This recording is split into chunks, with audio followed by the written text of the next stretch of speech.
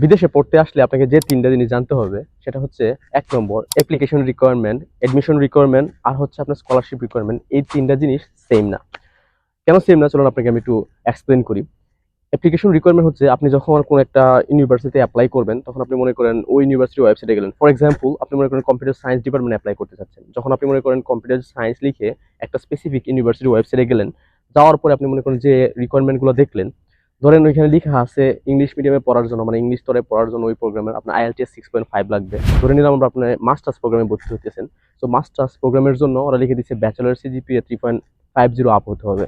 So এটা হচ্ছে আপনার যে অ্যাপ্লিকেশন রিকোয়ারমেন্ট আপনার ওয়েবসাইটের মধ্যে দেখলেন সেটা। আপনি মনে করেন এই রিকোয়ারমেন্ট আপনি ফিল আপ করলেন। এই রিকোয়ারমেন্ট আপনি ফিল আপ করার পরে আপনি যারা করবেন এখন হচ্ছে মনে করেন আপনি অ্যাপ্লিকেশন করলেন। অ্যাপ্লিকেশন করার পরে মনে করেন কম্পিউটার আপনি যে ইয়ারে অ্যাপ্লিকেশন করলেন ওই ইয়ারে মনে করেন ওরা 20 জন স্টুডেন্ট নিবে।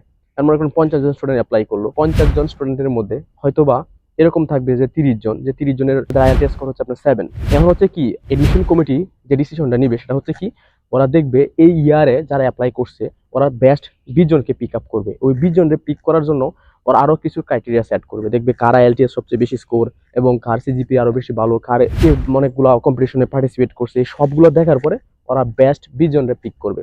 এখন আপনি যদি ভাবেন যে প্রথমে যে আমি যেহেতু ইউনিভার্সিটি ওয়েবসাইটে যে অ্যাপ্লিকেশন রিকোয়ারমেন্ট দেওয়া আছে আমি এগুলো ফিল আপ করছি তার মানে কি আমার অ্যাডমিশন হবে, কিন্তু বিষয়টা এমন না। কারণ হচ্ছে কি ওই ইয়ারে বেশি পরিমাণ স্টুডেন্ট ভালো স্টুডেন্ট অ্যাপ্লাই করার কারণে যে রিকোয়ারমেন্ট ছিল মিনিমাম ওই রিকোয়ারমেন্ট বেড়ে গিয়ে অনেক হাই হয়ে গেছে। তো আমি ধরে নিলাম আপনি মনে করেন সবগুলো রিকোয়ারমেন্ট ইউনিভার্সিটি মনে করেন IELTS 7 হয়েছিল আপনার, প্লাস আপনি কিছু ECA ভালো করছেন এবং আপনার মনে করেন কিছু পাবলিকেশন হয়তো বা ছিল যার কারণে আপনি মনে করেন অ্যাডমিশনের জন্য আপনি সিলেক্ট হয়ে গেলেন। তার মানে আপনি প্রথমে অ্যাপ্লিকেশন করছিলেন, যে অ্যাপ্লিকেশন রিকোয়ারমেন্ট ছিল ওটা থেকে আপনার প্রোফাইল বেশি ভালো ছিল তাই আপনি কি করলেন অ্যাডমিশনের জন্য সিলেক্ট হয়ে গেলেন।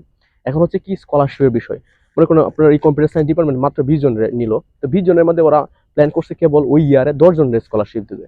দেন হচ্ছে কি আরেকটা প্রসেস, আরেকটা ক্রাইটেরিয়া হবে, যে ক্রাইটেরিয়াটা হচ্ছে কি ওরা দেখবে ওই 20 জনের মধ্যে সর্বোচ্চ ভালো যে 10 জন ওই 10 জনকে ওরা স্কলারশিপ দিবে। তার মানে আমরা যেটা দেখতে পাচ্ছি আপনি যখন একটা ইউনিভার্সিটি ওয়েবসাইটে যাবেন, যাওয়ার পরে যখন দেখবেন ইউনিভার্সিটি ওয়েবসাইটের মধ্যে অ্যাপ্লিকেশন রিকোয়ারমেন্ট যেগুলো দেওয়া আছে আর আপনি ওইগুলো ফিল আপ করলেই ধরে নেবেন না যে আপনার কিভাবে অ্যাডমিশন হয়ে যাবে, অথবা আপনার অ্যাডমিশন হলেও যে আপনি মনে করেন স্কলারশিপ পাবেন এটা কি নিশ্চিত না। এখন প্রশ্ন হচ্ছে তাহলে আমি কিভাবে নিশ্চিত হব যে আমার ইউনিভার্সিটিতে অ্যাডমিশন হবে কিনা, আমার স্কলারশিপ হবে কিনা? এটার উত্তর হচ্ছে আপনার প্রোফাইল যত স্ট্রং হবে তত আপনার পসিবিলিটিস আছে আপনি ওই ইউনিভার্সিটিতে চান্স পাবেন, প্লাস হচ্ছে আপনি ওই ইউনিভার্সিটি থেকে স্কলারশিপ পাবেন।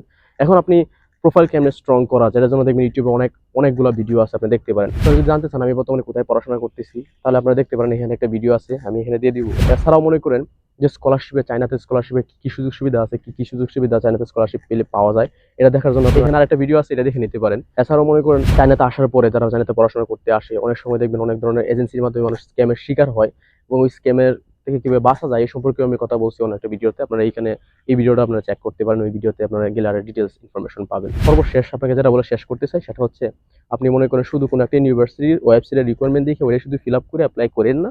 আপনি যেটা করবেন সেটা হচ্ছে কি এই আপনার তো মনে করেন একটা বেসিক রিকোয়ারমেন্ট ফিল আপ করলেন, তারপর আপনার প্রোফাইলকে আরো যত বেশি স্ট্রং করা যায়, আপনার মনে করেন IELTS স্কোর যত বেশি বাড়ানো যায় একবার দিয়ে দিচ্ছেন, আচ্ছা আলহামদুলিল্লাহ যদি অন্য কোনো পেপার পাবলিশ করা যায় কিনা, অথবা কোনো রিসার্চ করা যায় কিনা, অথবা কোনো কারোর সাথে কোনো গ্রুপ অ্যাক্টিভিটিস করা যায় কিনা, অথবা কোনো রকম কম্পিটিশনে পার্টিসিপেট করা যায় কিনা, এগুলো করলেই আপনার মনে করেন সবচেয়ে বেশি পরিমাণে আপনি সিকিউর হবেন এবং আপনি স্কলারশিপ পাওয়ার জন্য আপনার সবগুলো রাস্তা উন্মুক্ত হয়ে যাবে। আশা করি ভালো থাকবেন, দেখা হবে নেক্সট ভিডিওতে। বাই।